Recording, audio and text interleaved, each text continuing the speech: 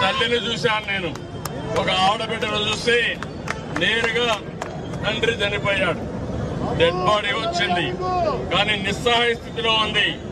బాడీని తీసుకుపోకుండా ఒకటే పోతే మంచిది కాదని ఆ కష్టాల్లో కూడా నా తండ్రిని నాకు అప్పచెప్పండి, నేను అంత్యక్రియలు చేయాలి, నేను రుణం తీర్చుకోవాలని ఒక ఆడబిడ్డ కళ్ళ నీళ్ళు పెట్టుకుంటే వాళ్ళు పంపించే పరిస్థితికి వచ్చా.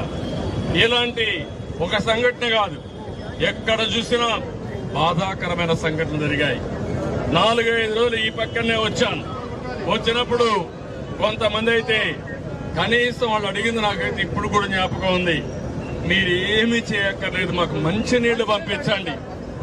4 రోజులుగా మా పిల్లలు మంచినీళ్ళు అడిగితే ఇవ్వలేకపోతున్నాం, దండం పెట్టి మీ కాళ్ళు పట్టుకుంటా మంచినీళ్ళు ఇమ్మని అడిగే పరిస్థితికి వచ్చాడు. అక్కడి నుంచి